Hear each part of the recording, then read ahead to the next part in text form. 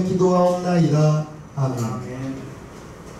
은혜 받으신 하나님의 말씀은 마가복음 1장 32절에서 39절의 본문으로 기도와 전도에 대하여 하나님의 말씀을 전합니다. 80세를 맞이한 어르신께서 이제 자기의 살아온 인생을 되돌아보면서 자기의 살아왔던 시간을 한번 계산해 보았어요.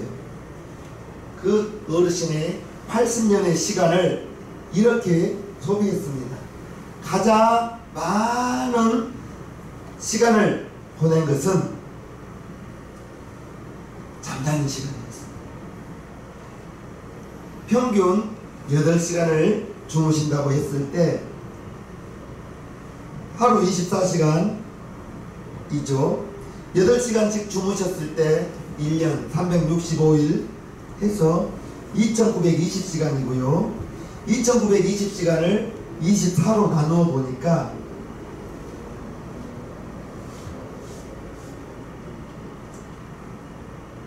1년 2920시간을 1년으로 2920시간을 80년으로 해보니까 23만 3600시간이었고 이것을 24로 나누니까 9773일로 잠자는 시간이 26.6년이었어요. 80살 살아오는 동안에 제일 시간을 많이 보낸 것이 주무시는 시간이었습니다. 그리고 또 계산을 해보니까 일하는 시간이 21년 일했다고 이렇게 나와요. 6년은 이제 시간 약속 늦게 오신 분 기다리는데 6년을 보내고 또 세수하고 수염 깎는데 1년을 보내고 그러면서 자기의 80년의 시간을 보냈다는 거예요. 주무시는 시간이 의외로 많아요. 24시간 중에 8시간이면 인생의 3분의 1이 주무시는 시간입니다. 아무것도 안 하고 다만 쉼을 얻죠. 하루의 피곤을 푸는데 주무시는 시간이 필요합니다. 우리 인생에도 여러가지 주기들이 필요하죠. 우리 사람이 한평생 살면서 잠을 자야 해요. 먹기도 해야 됩니다. 잠자리에서 일어나서 씻고 세수하고 면도하고 양치하고 그게 모여서 80시간 한 평생이 되는 거죠. 우리 예수님의 일생을 시간표로 만든다면 이 어르신과는 좀 다르겠죠. 예수님의 시간표에서 가장 많은 부분을 차지한 것은 30세까지의 기록은 나와 있지 않아요. 다만 부모님 모시고 동생들과 함께 옥수일을 하면서 지냈다고 나오고 이제 중요한 것은 예수님께서 침례 요한에게 침례 받으시고 3년 반의 공생애를 하는 그 기간입니다. 그 기간 동안에 예수님이 가장 많은 부분을 차지했던 것은 하나는 기도 시간이요. 또 하나는 말씀을 전하며 병 고치며 이 모든 것들은 영혼 구원하기 위해서입니다. 그 사람의 병을 고치는 것이 문제가 아니라 그 사람의 병을 고침으로 말미암아 예수님을 영접하더라는 거예요. 병 고치는 것이 목적이 아닙니다. 영혼 구원하는데 병 고치는 것을 도구로 방법으로 사용하신 거예요.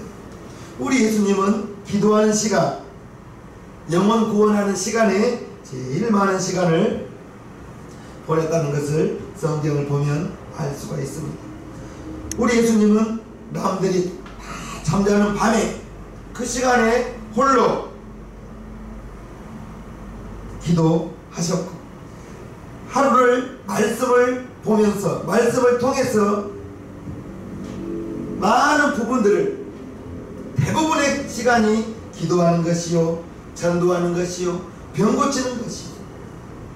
성경 몇 구절을 한번 찾아봅니다. 마태복음 14장 22절 23절 보면요, 예수께서 즉시 제자들을 재촉하사 자기가 무리를 동안에 배를 타고 앞서 건너편으로 가게 하시고 무리를 보내신 후에 기도하러 따로 산에 올라가시나 저물매 거기 혼자 계시더니.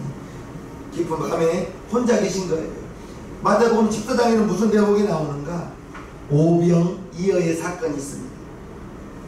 보리떡 5개와 물고기 2마리로 5,000명을 먹이고 12바구니를 거두고 난 다음에 무리를 보낸 거예요. 어찌 보면 그러한 이적과 기적 속에서, 그 많은 사람들 속에서, 이야, 예수님은 정말 하나님의 아들이었겠네요. 하나님의 아들이 맞습니다. 어떻게 보리떡 5개와 물고기 2마리로 이렇게 많은 사람이 먹고 12광주를 거두었습니까? 그 사람들과 함께 영광받지 않으시고 무리를 보내고 난 다음에 기도하러 따로 산에 올라가시며 밤이 깊도록 혼자 기도하신 것을 마태복음 14장에서 알 수가 있습니다. 오늘 본문을 보면요, 새벽 오히려 미명에 예수께서 일어나 나가 한적한 곳으로 가서 거기서 기도하시고, 예수님은 다른 사람 밤 늦게까지 기도하셨는데도 불구하고 새벽 오히려 미명에 날이 밝기 전에 일어나 나가서 한적한 곳으로 가서 거기서 뭐 하셨다고요? 기도하신 거예요. 기도하신 거예요. 우리 예수님이 새벽 기도를 제일 먼저 시작하신 것 같아요. 미국의 선교사님들이 오셔가지고, 미국에서는 새벽 기도, 새벽 예배가 없었대요. 그런데 2007년 평양 대부흥 운동이 일어나고 급속히 복음이 확장되는데 교회에 사람들이만 올려온 거예요. 새벽부터. 그래서 선교사님이 웬일이냐고, 이 새벽에 웬일이냐고 그랬더니 하나님께 찬송하고 하나님께 기도하기 위해서 모였습니다. 성도들이 자발적으로 교회에, 선교사님들은 주무시고 있는 그 시간에 모여 교회 앞에 있더라는 거예요. 그러한 소문이 미국에까지 소문이 나서 한국으로 보낼 선교사님들은 꼭 새벽 훈련을 시켜서 보냈다는 그러한 이야기가 내려옵니다. 마가복음 6장을 보면요, 무리를 작별하신 후에 기도하러 산으로 가시다. 사람들 틈에서 기도하신 것, 산에서 기도했다는 것을 우리 예수님은 산에서 기도하셨습니다. 누가복음에 보면요, 예수께서 물러가사 한적한 곳에서 기도를 하러 산에 가보면 둘이 가도 안 맞더라고. 마음이, 나는 더 기도하고 싶은데 내려가자고, 이제 그만 내려가자고 하면, 그래서 되도록이면 저는 혼자 다니죠. 누가복음 6장 12절 13절을 보면요, 이때 예수께서 기도하시러 산으로 가사 밤이 맞도록 하나님께 기도하시고 밝음에 그 제자들을 부르사 그 중에서 12를 택하여 사도라 칭하셨습니다. 무슨 말입니까? 예수님이 제자들, 12명의 제자들을 택하시기 전에 무엇 하셨다고요? 밤새도록, 밤이 맞도록 기도하시고 밝을 때 제자들을 불렀습니다. 즉 제자들을 부르기 전에 기도하셨습니다. 우리 성도님들께 부탁합니다. 무슨 일을 하시기 전에 미리 하나님께 기도로 여쭙고 하나님께 기도로 보고하고, 무슨 일을 하든지 일을 하시기를 주님의 이름으로 간곡히 부탁합니다. 누가복음 22장을 보면요, 예수께서 힘쓰고 애써 더욱 간절히 기도하시니 땀이 땅에 떨어지는 핏방울같이 되더라. 기도 후에 일어나 제자들에게 가서 슬픔을 인하여 잠든 것을 보시고 이르시되 어찌하여 자느냐, 시험에 들지 않게 일어나 기도하라 하시니. 이것은 이제 예수님 십자가 지시기 전날 겟세마네 동산에서 기도하신 것이죠. 예수께서 기도하실 때 어떻게, 예수님이 기도하실 때 어떻게 기도하는 모습이 나옵니다. 힘쓰고 애써 더욱 간절히 기도하시니 땀이 기도했는데 빗방울같이 되더라. 땀나도 힘쓰고 애써 간절히 기도했다는 것이다. 그래서 부르짖는 기도가 있는 거예요. 물론 부르짖는 기도 있고 조용히 묵상으로 하는 기도도 있죠. 그런데 되도록이면 소리를 내어 기도하는 것이 좋습니다. 어찌하여 자느냐? 시험에 들지 않게 일어나 기도하라 하시니라. 예수님의 생애를 삶을 살펴보면 기도로 시작하시고 하루를 기도로 시작하시고 새벽 미명에 새벽 일찍부터 날이 새기 전부터 기도하시고 밤이 맞도록 밤이 늦도록 기도하시고, 즉 기도로 하루를 시작하시고 기도로 하루를 마쳤다는 것입니다. 우리의 삶에도 여러분의 삶에도 적용하시길 바랍니다. 생활 중에 바빠서 교회 못 나오면 침상에서 일어나면서 하나님 아버지 오늘 하루를 시작합니다. 오늘 하루 동안도 오면서 가면서 싸가 나지 않도록 지키시고 보호하여 주시고 좋은 일 있게 하여 주옵소서. 1, 2분이면 안 되겠습니까? 더 길게 기도하면 좋겠지만 안 하는 것보다 1분, 2분이라도 침상에서 일어나시면서 짧게 기도를 하면서 하루를 여시고 침상에 주무시면서는 하나님 아침 눈 떠서부터 이 시간까지 지켜주셔서 감사합니다. 잠을 잘 때에 꿈도 꾸지 않게 해주세요. 감사합니다. 예수님의 이름으로 기도합니다. 하루를 기도로 마무리한다면 그렇게 하신 줄로 믿습니다. 우리 예수님 기도로 하루를 시작하시고 기도로 하루를 마치신 분입니다. 예수님이 3년 반의 공생애를 시작하실 때에도 성령이 이끌려 광야에 나가셔서 40일 금식하시고 기도하셨어요. 공생애를 시작하시기 전에 기도하시면서 40일 금식하시면서 공생애를 위하여 기도하셨다는 것입니다. 제자들을 부르기 전에 좀 전에 읽었죠. 누가복음 6장 12절에 이때 예수께서 기도하시러 산으로 가사 밤이 맞도록 하나님께 기도하시고 밝음에 그 제자들을 부르사 그 중에서 12를 택하여 사도라 칭하시고 제자들을 부르기 전에 미리 기도하시고 우리 성도님들께 부탁해요. 무슨 일을 하시든지 무엇을 하든지 먼저 하나님께 기도하시고 담임 목사에게 알려주시고 그러면 그 일을 위하여 여러분들을 하나님께 기도하고 저 또한 성도님들을 위해서 하나님 우리 집사님이 이러한 일을 계획하는데 하나님 도와주옵소서. 내 마음대로 시작하고 내 마음대로 할 것이 아니라 하나님께 먼저 기도로 아뢰고 기도로 보고하고 난 다음에 일을 시작하시면 더 은혜로울 것 같습니다. 마지막 십자가를 앞두고 겟세마네 동산에서 밤새도록 애쓰고 힘써 기도하실 때 남이 땅에 떨어지는 빗방울같이 되더라. 예수님의 기도는 하루가 시작과 마침이 기도였다는 것을 우리는 알 수가 있습니다. 즉 예수님의 생활 속에서는 기도가 중심을 이루고 있는 것입니다. 왜 이렇게 기도를 말씀하는가? 기도는 아무리 강조해도 과하지 않을 겁니다.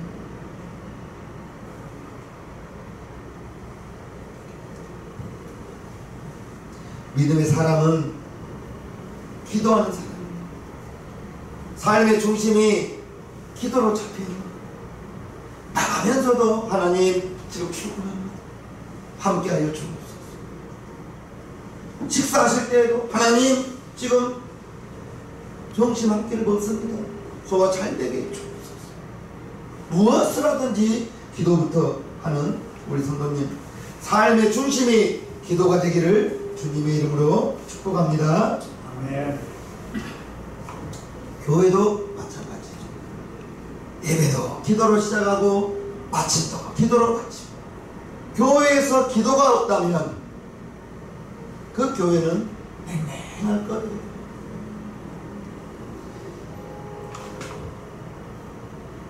이렇게 귀하고 소중한 기도를,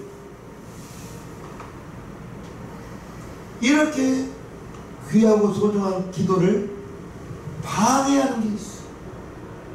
먼저는 마귀가 방해. 예수님 40일 금식 기도할 때 제일 먼저 달려온 것이 마귀입니다. 그리고 돌로 떡 한번 만들어 먹어봐. 높은 성전 꼭대기 씌우고 한번 뛰어내려가라. 성경에 보니까 천사들이 너를 발을 붙들어서 돌이 불에 부딪히지 않게 한다더라. 높은 산에 데리고 올라가서 천하 영광을 보여주면서 내게 절하면 이 모든 것을 너에게 주겠다. 그러면서 예수님을 시험하지 않습니까? 하나님의 아들 예수님도 기도할 때 마귀가 와서 시험하는데, 저와 여러분도 마찬가지. 보이지는 않지만 마귀는 우는 사자와 같이 두루다니며 삼킬 자를 찾는 이때에 기도할 때 제일 먼저 달려와서 여러분들에게 생각을 줘요. 기도할 때 제일 힘든 게 잡념이에요. 잡념. 그래서 잡념에 방해가 받아요. 방해를 받아요. 그럼 잡념을 어떻게 떨치는가? 저는 잡념을 떨치기 위해서 잡념을 막 이렇게 쫓을 수 없지 않습니까? 예수님의 보혈, 예수님의 보혈로 나를 씻어주시면서 이 기도가 되기를 원합니다. 잡념이 없어지기를 원합니다. 주님의 보혈로 나를 씻어주옵소서. 예수님의 보혈을 부르면서 나를 씻어달라고 하면서 잡념이 떨어져 나가기를, 잡념이 없어지기를 기도하는 거죠. 그리고 방언을 해버리는 거. 기도할 때 제일 먼저 방해하는 것은 마귀예요. 또 방해하는 것은 육체예요. 육체. 예수님의 제자들도 마태복음 26장을 보면 제자들에게 오사 그 자는 것을 보시고 베드로에게 말씀하시되 너희가 나와 함께 1시 동안도 이렇게 깨어 있을 수 없더냐. 시험에 들지 않게 깨어 있어 기도하라. 마지막 줄 다 함께 있습니다. 시작. 마음에는 구원이로되 육신이 약하도다. 나 이 마지막 줄에 정말 은혜 받습니다. 나 이 마지막 줄에 정말 은혜 받습니다. 무릎 꿇고 기도하는데도 깜짝 놀라 일어날 때 있다니까요. 무릎을 꿇고 기도하는데도 좋을 때가 있어요. 하나님, 내가 이렇게 날마다 존다는 건 아니고 마음에는 원이로되 육신이 약하도다. 어떻게 무릎 꿇고도 좋습니까 하나님?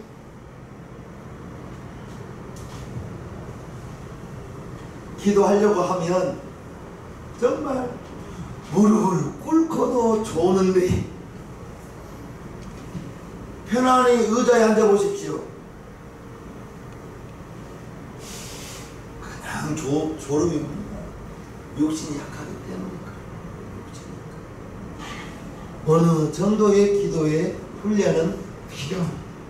그럴 때 옆에서 사람의 기도 소리가 들리면 혼자 기도하는 것보다는 훨씬 낫겠지. 기도의 방해꾼 둘째는 나의 욕심, 졸음. 목사님 말대로 내일 아침에 5분이라도 10분이라도 일찍 일어나서 기도로 하루 시작해야겠다. 알람 맞추고요. 내일 아침 돼보십시오. 알람 울립니다. 당장에 무슨 생각이 든지 압니까? 야! 뭘 안 얻은 걸 하고 그래. 더 자. 뭐 5분 더 일찍 일어나냐, 더 자, 그래 지금껏 기도 안 하고 살았는데 뭐 누르고 또 잡니다. 뭘 안 하던 기도하냐고 매번의 생각을, 그 생각 누가 주겠어요? 마귀가 생각 주는 거죠. 그래서 바로 타협해버리고 거기에서 일어나려고 하니까 저의 경험은 시계를, 알람을 저 멀리 놔뒀습니다.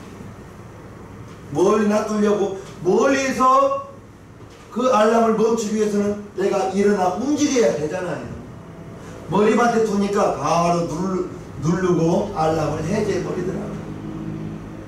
그처럼 기도의 방해꾼이 육신입니다. 육신. 그리고 또 방해꾼은 세상입니다. 우리 2년 반 동안 예배 못 드렸잖아요. 나라에서 금지하니까. 다니엘 기도할 때 임금이 법으로 세워서, 법령으로 세워서 사람에게나 다른 신에게 기도하는 것을, 구하는 것을 금지했습니다. 그런데 다니엘은 창을 열고, 그 대목도 참, 골방에서 슬며시 기도하는 것이 아니라 그 대목을 읽어보면 다니엘은 창을 열었다고 나와요. 자기의 기도하는 모습을 다 보여줬나 봐요. 잡혀가기로 작정을 했나 봐요. 세상과 타협하지 않았다는 것을 다니엘에서 우리는 배울 수가 있습니다. 우리 예수님 기도 끝난 후에 전도하러 나가신 거예요. 병자를 만나러 가신 거예요. 귀신을 쫓으러 가신 거예요. 그러면서 오늘 본문을 보면 새벽 오히려 미명에 예수께서 일어나 나가 한적한 곳으로 가서 거기서 기도하시더니, 예수님이 기도했습니다. 이것을 시몬과 그와 함께 있는 자들이 예수의 뒤를 따라가, 베드로와 야고보와 요한이 예수님을 따라간 거예요. 기도하라. 우리 성도님들 기도의 자리에 따라가기를 바랍니다.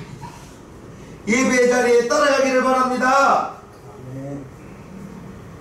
뒤를 따라가 만나서 가로되 모든 사람의 주를 찾나이다 이르시되 우리가 다른 가까운 마을들로 가자. 거기서도 전도하리니 내가 이를 위하여. 우리 예수님 전도하기 위하여 오셨다고 말하는 거예요. 그런데 전도하기 전에 무엇부터 했다고요? 기도하신 후에 전도하러 나가신 거예요. 기도하신 후에 병자 고치기 시작한 거예요. 기도하신 다음에 병자를 고치고 귀신을 내쫓고 하나님의 말씀을 전하고 영혼을 구원하였다는 것입니다. 저와 여러분들의 삶 속에서 80년의 삶 속에서 제일 많은 시간을 보내버린 것이 주무시는 시간인데,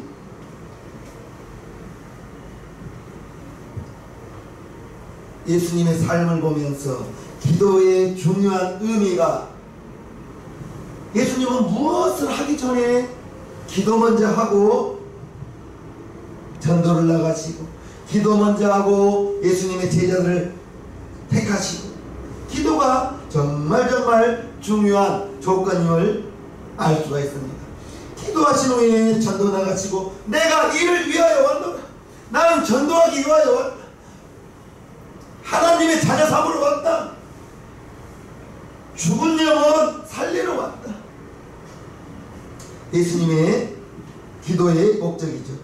예수님의 사역의 내용은 복음 전하는 것, 구원받는 것, 이것은 교회의 목적이기도 합니다. 디모데후서 4장 1, 2절을 보면요, 하나님 앞과 산자와 죽은 자를 심판하실 그리스도 예수 앞에서 그의 나타나실 것과 그의 나라를 두고 엄히 명하노니 너는 말씀을 전파하라. 때를 얻든지 못 얻든지 항상 힘쓰라. 범사의 오래 참음과 가르침으로 경책하며 경계하며 권하라. 말씀을 얻든지 못 얻든지 항상, 때를 얻든지 못 얻든지 항상 말씀을 전파하라는 것. 교회의 사명이기도 합니다. 우리 인생에 있어서 중요한 것은 세상의 사람들과 하나님의 자녀는 삶의 목적이 다르다고 했죠. 세상의 사람들은 육신을 위해서, 가족을 위해서, 보다 나은 행복을 위해서, 그렇다고 우리 성도님들이 육신을 위해서 살지 말라는 것이 아닙니다. 좋은 직장 들어가지 말라는 것이 아니에요. 들어가는 좋은 직장을 구하는 목적과 공부를 하는 목적이 다르다는 거죠. 우리는 하나님의 자녀는 먹든지 마시든지 무엇을 하든지 하나님의 영광을 위하여, 내가 그렇게 살기를 여러분들이 그러한 삶을 살기를 원하는 것입니다. 그러나 세상의 사람들은 하나님의 영광을 위하여 사는 것이 아니죠. 자기를 위하여 살죠. 가족을 위하여 사는 거죠. 예수님 제자들에게 복음을 전하라고 말씀하셨습니다. 그런데 먼저 기도해야 해요. 기도하고 기도하고 전도하고. 교회의 사명도 영혼을 구원하는 사업이죠. 교회의 존재의 목적이 복음을 전하면서 이 땅에서 불신자들을 구원시키는 것이 교회의 사명입니다. 영혼 구원이 교회의 본질이고, 다른 목적은 이제 다른 목적이 있는 게 아니에요. 예수님 한 영혼이 천하보다 귀하다고 마태복음에 말씀하고 계십니다. 마가복음 8장 누구든지 제 목숨을 구원코자 하면 잃을 것이요 누구든지 나와 복음을 위하여 제 목숨을 잃으면 구원하리라. 사람이 만일 온 천하를 얻고도 제 목숨을 잃으면 무엇이 유익하리요? 사람이 무엇을 주고 제 목숨을 바꾸겠느냐? 천하보다 귀한 한 영혼. 예수님 세상에 오셔서 병자를 고치고 배고픈 자에게 떡을 나눠준 것, 병자 고치는 것이 목적이 아니고 병자를 고침으로 말미암아 그에게 이제 떡을 주면서 하나님의 복음을 전하고, 배고픈 자에게 떡 주는 것이 예수님의 목적이 아니고 배고픈 자에게 떡을 나누어 주면서 하나님의 말씀을 전했던 예수님.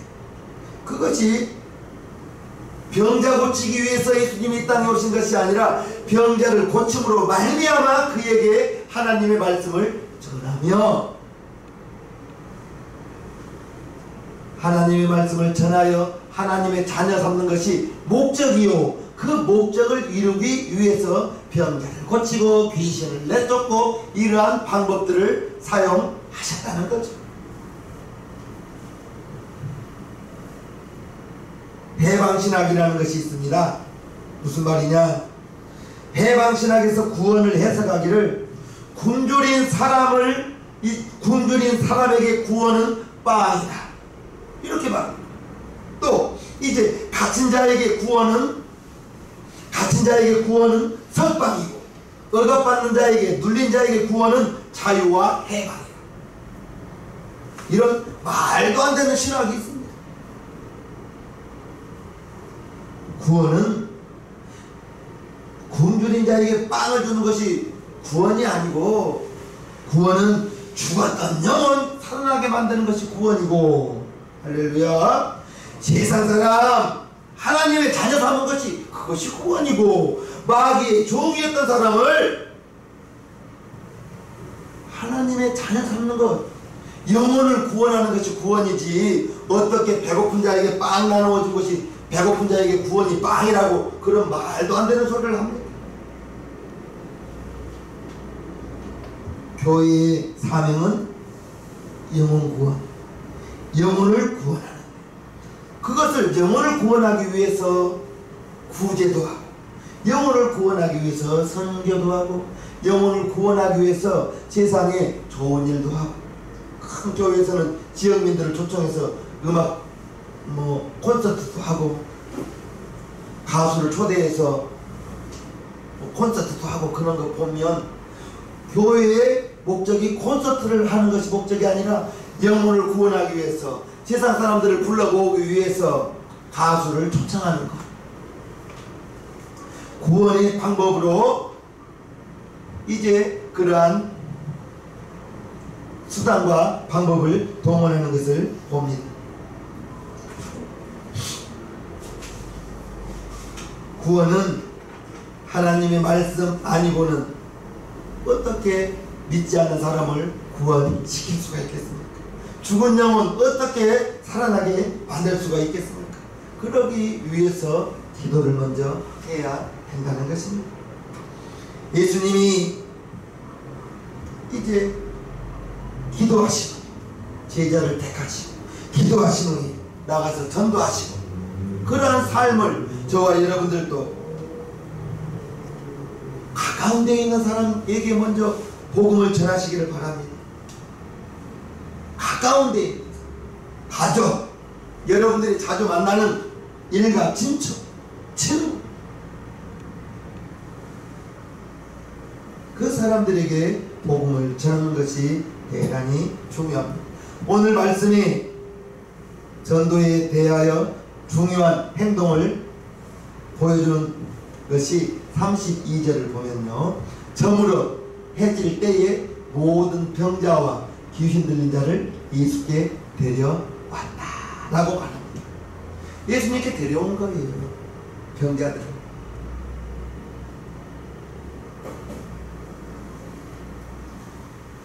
한 사람 데리고 오기 참 쉽지 않더라고요.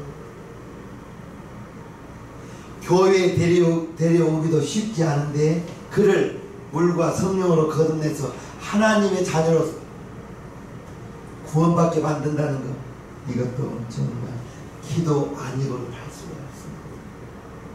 그러나 한 영혼 전도해서 구원받게 만들고 그가 자기 스스로 주일을 맞이하여 교회에 출석하고 주정헌금을 자기 스스로 준비하고 11조를 준비할 정도로 그 정도로 믿음이 성숙한다면 그를 전도한 그 분은 상급이 천하보다 귀한 한 영혼이라고 했는데 하늘에서의 상이 얼마나 크겠습니까? 38절을 보면요, 이르시되 우리가 다른 가까운 마을들로 가자. 거기서도 전도하느니 내가 이를 위하여 왔노라. 가까운 데 찾아갔습니다. 가까운 데. 모르는 사람에게는 전도 안 돼요. 전도지 한 장 주는 것도 쉽지 않아요. 그러나 그거라도 하고 있는 거예요. 가까운 마을들, 우리 성도님들, 가까운 지인분들, 가족, 여러분들이 자주 만나는 친구, 이런 분들에게 예수님 믿으시라. 교회에 다니자. 교회에 가서 찬송하자고. 찬송 부르니 마음이 시원하더라.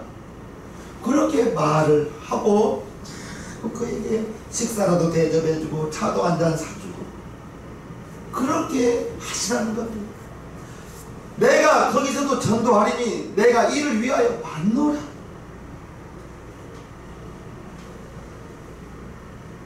전도란 사람을 예수 믿으라고 전하는 거예요. 그리고 교회에 데리고 오는 거예요. 전하는 데까지는 우리 몫이고 교회에 데리고 오는 데까지는 우리의 몫이요, 그가 구원받고 안 받고는 그를 위해서 우리는 기도할 뿐이에요. 평안감사도 자기 싫으면 안 하는 거예요. 교회에 왔다 구원받지 못하고 나가는 사람이 상당히 많습니다. 그러나 한 번 왔던 사람은 다시 한번 오기는 이제 쉬워요. 그 계기를 우리 성도님들이 만드시기를 바랍니다. 주님 앞에 데리고 와야 되는 거예요. 교회에 데리고 와야 되는 거예요. 가까운 마을들로 가자고 했어요. 여러분, 가까운 지인분들에게 예수 믿으시라고, 교회에 같이 다니자고, 교회 가서 찬송하자고, 그렇게 강권하여 전도하시기를 주님의 이름으로 축복합니다. 그러기 위해서는 먼저 기도하시라고. 기도하시길. 복음을 전하는 일 매우 중요한 일입니다. 우리가 주님 앞에 서야 하기 때문에 백보자 심판 동안에 너 누구에게 복음 전했니? 누구에게 전도했니? 라고 물어보면 대답 잘하실 수 있기를 주님의 이름으로 축복합니다. 다시 한번 말씀합니다. 디모데후서 4장 1, 2절요. 하나님 앞과 산 자와 죽은 자를 심판하실 그리스도 예수 앞에서 그의 나타나실 것과 그의 나라를 두고 엄히 명하노니 너는 말씀을 전파하라. 때를 어떤지 항상 힘쓰라. 범사에 오래 참음과 가르침으로 경책하며 경계하며 권하라. 때를 어떤지 못 어떤지 여러분들은 그냥 전하는 데까지만 여러분들의 임무를 담당하시는 우리 성도님들 되기를 주님의 이름으로 축복합니다. 찬송가 474장을 하나님께 올려드리겠습니다.